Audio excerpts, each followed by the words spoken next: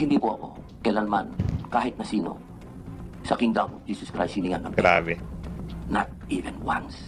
Pahayag ni Senador Robin Padilla na kailanman ay hindi raw siya hiningan ng pera ni Pastor. Bagkus, hinamon niya ang mga testigo na magpakita kung sino sila at hindi magtago sa loob ng maskara. So, kumusta mga Kanoisy? Welcome back sa ating YouTube channel, Filipinoisy. So, ngayong araw ay panonoorin natin itong issue about kay Kibuloy. Meron nga itong pamagat na Kibuloy Senate Hearing. Hontiveros, napahiya kay Senator Robin Padilla. So, ang video ito ay inayos ni Señora Baz. Tapos, credits to Senate of the Philippines. So, since sobrang ingay ng usaping ito, kasi nga Kibuloy to men, the appointed son of God. Stop!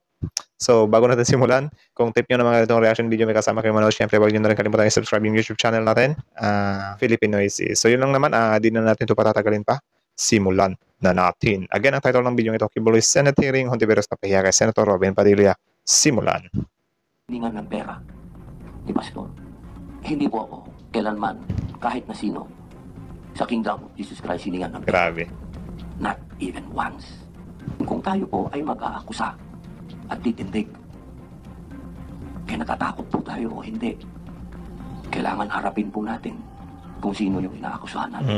Tikom umano ang bibig ng Parang ano pala to, si Robin Padilla, panig siya kay Kibuloy. Kita nyo naman na parang inaano niya na, grabe si Kibuloy, hindi ko talaga siya nakitaan or hindi man siya nanghingi ng pira, not even once, diba? So, tuloy pa natin. lahat nang si Senador Robin Padilla na ang nagsalita sa isinasagawang Senate hearing laban kay Pastor Apollo Kibuloy. Yun. Ito ay matapos lumantad ang mga testigo laban sa pastor na nakatakip pa ang mukha at binabasa lamang daw nito ang kanilang testimonya. Pahayag ni Senador Robin Padilla na kailanman ay hindi raw siya hiningan ng pera ni Pastor. Bagkus, hinamon niya ang mga testigo na magpakita kung sino sila at hindi magtago sa loob ng maskara. Magandang tanghali po sa inyong lahat. A'udhu billahi minasyaitanirrajim. Bismillah. Senate of the Philippines courtesy. Rahmanurrahim. Alhamdulillah Rabbil Alamin. Bismillahi wassalatu wassalamu ala Rasulillahi. Assalamualaikum warahmatullahi wabarakatuh. Muslim ba yun? Pagbati po ng kapayapaan at pagpapala ng nag-iisang Panginoon Diyos sa inyong lahat. Aming ginagalang na ginang tagapangulo, sa akin pong pagdalo sa pagdinig ngayon, ako po ay naliligayahan sapagkat narinig ko po ang panig ng ating mga resource persons, katulad po sa mga taga-gobyerno. Naging malinaw po sa akin na ito pong pagdinig na ito ay hindi pa po nakakarating sa legal na usapin, sa napakalinaw pong pagpapaliwanag na ang lahat ng po ito ay dadaan sa investigasyon. Tama. At yun po ay napakagandang senyales para sa ating mga kababayan, sapagkat malinaw po na ang lahat ng karapatan ng bawat Pilipino ay atin pong ginagalang.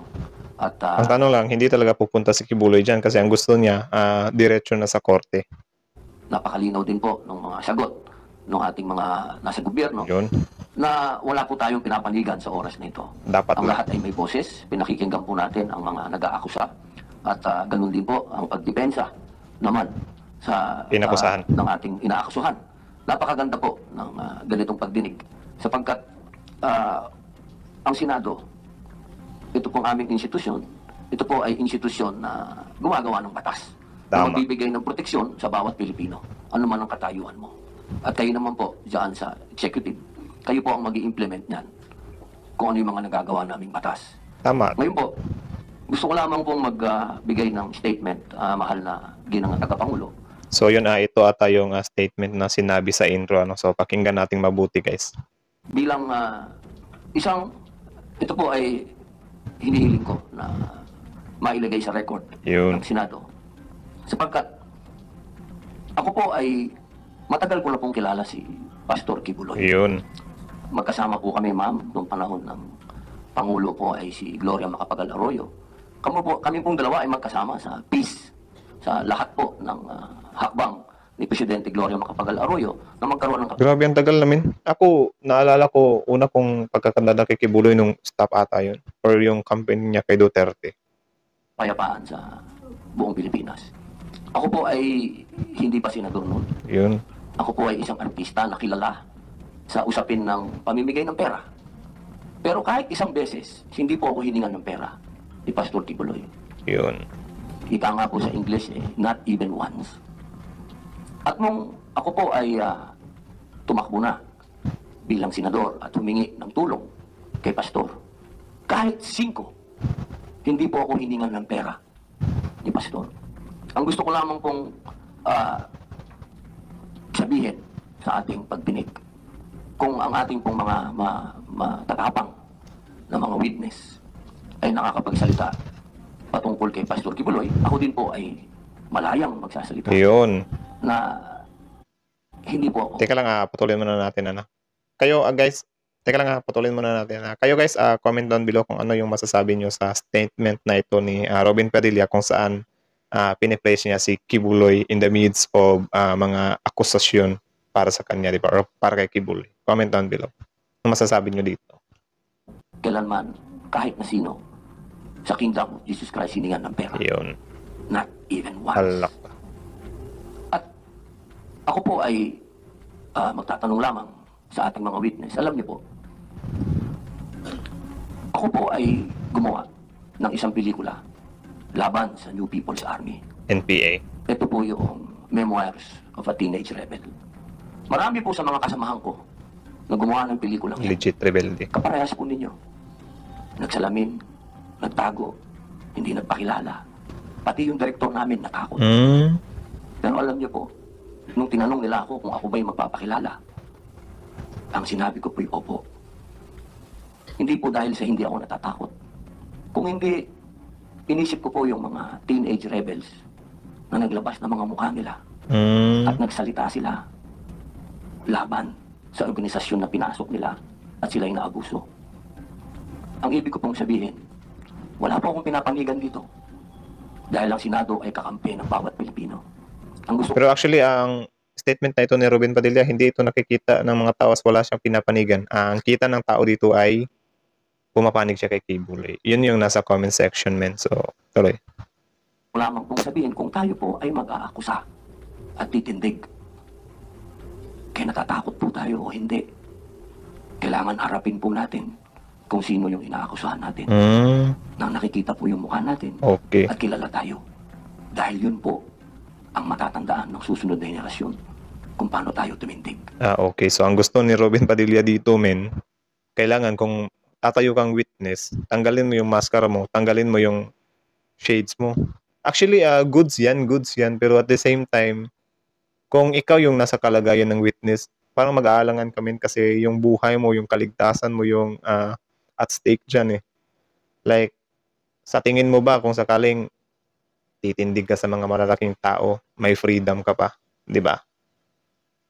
Sobrang high na ng chances ng pwede kang itumba ng kalaban or whatsoever. Pero yun nga, pwede din siyang gamitin as yun, fake witness ng, di ba, na nagmamas naman ako, so pwede akong mag-stand as fake witness. So, yun, may dalawa din talaga siyang disadvantage kapag nagtatanggal ka ng mask or nagmamas ka, di ba? So, mahirap na desisyon yan.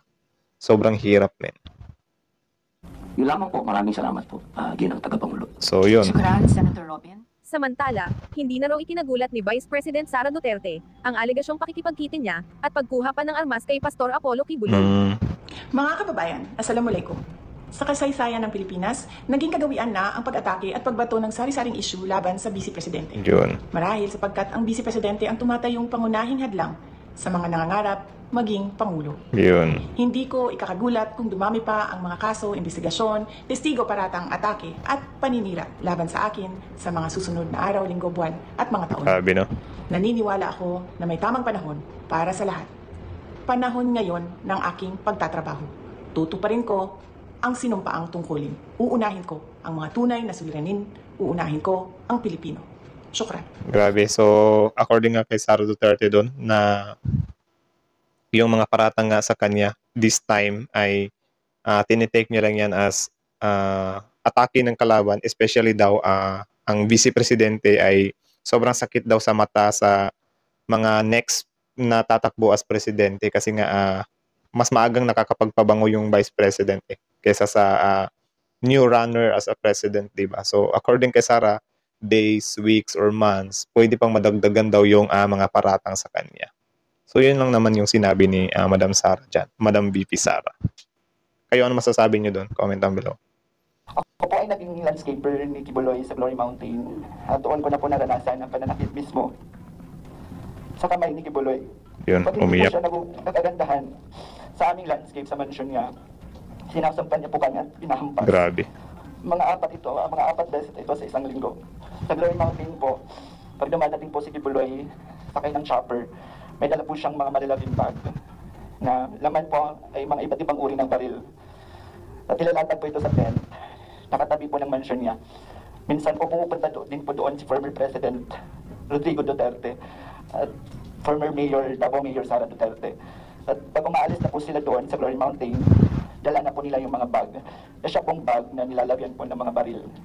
Pinaalalahanan kita, Elias Rene, ha, tulad ng lahat ng resource persons under oath ka, makukumpirma mo ba ito na nakita mo sina dating Presidente Duterte at kasalukuyang VP, dating Mayor Sara Duterte, dun sa Glory Mountain? Yes po, Madam Chair. Nakikita ko po sila sa Glory Mountain. Grabe. At paano mo naman, isang partikular na binanggit mo, paano mo nalaman na baril ang pinapasok sa mga bag? Nakita mo yung mga bag, paano mo alam na baril ang nasa loob? So hardinero to ni Kibuloy, men, na nag-stand siya against din sa mga Duterte at Kibuloy. Actually, may nakita akong unang video dito about kay Kibuloy at ang sabi niya nga doon, pinopolitika daw siya, inuugnay siya sa mga Duterte.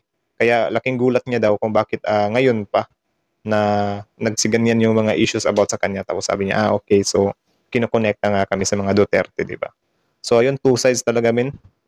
Katotohanan lang talaga yung kailangan natin dito kasi sobrang gulo talaga kung saan ka tatayo na sides, men. Maguguluhan ka talaga or maniniwala ka talaga sa kung saan ka umatay yung sides or maguguluhan ka talaga kung naka one-sided ka, men. Ewan ko tuloy. Ng mga bag. Yes po, Madam Chair, kasi pag pumupunta po doon si Kibuloy sa Glory Mountain, sakay po ng chopper, meron po siyang mga dalang malalaking bag. Tapos yung bag po ay from helipad, sinasakay niya po doon, dinadala niya sa mansion niya, tapos after nilalatag po sa ground, so may tent po na near mansion niya, tapos doon po nilalatag yung mga iba't ibang uri ng baril. So teka, ang nilalatag ay bag, pero inilalabas ang laman ng bag? Nilalatag, baril po yung kinukuha from the bag, tapos ito pa yung nilalatag sa ground. Grabe, no? Okay, so hindi lang bag ang nilalatag. After ilatag yung bag sa ground, dun sa tent, nakita mo na inilabas yung laman at nakita mo na ang laman ay baril na iba't ibang klase? Yes, Grabe, ano? Para saan kaya yung baril, men? So, ang sinabi nga dito, binigyan ni Kibuloy si Duterte at si VP Sara ng baril. Para saan kaya yun? Magsushooting sila. Ewan ko. Okay, so Comment down kinukonfirm mo below. yan sa komite na nakita mo ng sarili mong mata na inilabas ang laman ng mga bag at ang lamang ito ay mga baril na iba't ibang klase. Yes po, Madam Chair. Paano mo nakita na baril ang inilabas sa bag? Di ba landscaper ka? Hindi ba kayo bawal lumapit dun sa tent? Yes po, Madam Chair. Mansion ni Kibuloy, dito lang po kami sa gilid ng landscape. Tapos, sinasabihan po kami, pag pumupunta na si Kibuloy, sinasadvisean po kami na bawal po namin sabihin yung mga nakita namin sa mga kasama namin doon sa Glory Mountain. Parang naka-NDA. Gaano kalapit o kalayo dun sa tent na pinaglatagan ng bag, yung tent na pinaglabasan ng mga baril? Gaano kalapit o kalayo sa mansyon kung saan ka nagla-landscape, yung tent na yan? Malapit po, Madam Chair. Masasabi mo ba kung ilang metro ang layo o ang lapit ng mansyon kung saan ka landscaper dun sa tent? Like from here, then doon sa may pinto ko. Okay. So, ganyang ilang metro Lapit lang. Kalapit, Madam Chair. mula sa upuan mo hanggang sa pintong iyan ng ating hearing room. Yes po, Madam Chair. Okay. So, Mga 20 meters ata yan. 20 meters ba? So, yun. Maaninag mo rin talaga kung totoo man. Masasabi mo talaga na, okay, baril nga yan. Pero ba't ilalatag-latag pa, no? Ewan ko. Curious lang ako. Parang ano siya? Parang nasa mga movies ba na, ito, baril. Tapos ilalatag muna. Di ba dapat kapag kaganyan, matik na yan, bigay ng bag. Diba? Ewan ko lang din. kaya mo sinasabi sa amin na nakita mo talaga na baril ang inilabas sa mga bag na inilatag dun sa tent. Yes po, Madam Chair. Para sa iba pang karagdagang mga balita ng Senior Buzz, ay mag-comment lamang po, mag-like at mag-share sa video na ito, at huwag po nating kalimutang mag-subscribe sa aming channel. Yun. Senyora Bas, subscribe nyo yan. Tapos, Senate of the Philippines, supportahan nyo rin yun. Doon kayo manood ng mga madiinang mga ganitong usapin, especially mga issue, Senate of the Philippines. Tapos yun, Senyora Bas. Tapos yun lang naman. Grabe, ano? Sa tingin nyo, ano masasabi nyo doon sa opinion ni Idol Robin Padilla sa mga witnesses? Dapat nga ba na magtanggal sila ng mga takip as a show of katapangan or parang ang gusto kasi ni Robin dito, kung talagang totoo yung mga pinagsasabi nyo, maging matapang kayo, di ba? Like, ano pa yung pinagtatago nyo dyan kung totoo naman yung pinagsasabi nyo. Pero yun nga, sobrang hirap nun kasi di naman buhay niya yung mapipiligro dyan, yung mga witness naman, di ba? Kasi I don't know sa Pilipinas kung ano yung way of witness protection natin. Kagaya ba sa ibang bansa na may pa-housing pa tapos sobrang private, sobrang discreet na hindi talaga matutunton ng mga pinagwi-witnessan nila. Ewan ko kung anong sitwasyon or anong klaseng witness protection ang ewan ko kung anong klaseng witness protection meron ng Pilipinas kung sakali man na magpapakita nga yung mga witnesses na yan. Kasi kung wala, malabo yan sobrang hirap niyan. Kahit siguro ako kung magwi-witness ako, di ko ipapakita yung mukha ko kung hindi ganun ka tibay yung witness protection. Tapos yun nga, magiging limitado na nga yung freedom mo Kaya sa mga nagwi-witness, sobrang hirap din yan. So yun nga lang, in the other side, ang pagiging witness din, especially these times na puro na lang nakamas or whatsoever, medyo nakakapangduda pa rin talaga, di ba? Parang sa PCSO lotto winners lang yan na kapag ka nagmamas, parang hindi tayo convinced na totoong tao ba yan or whatsoever, di ba? So, same lang din as a witness. Ewan ko, sobrang hirap. Kayo na lang balang humusga, guys. So, yun lang naman.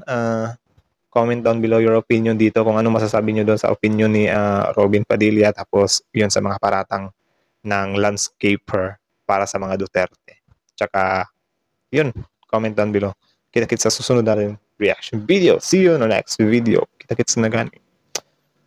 So yun lang naman guys. Again, subscribe, notification bell, and leave a like in this video. Adios.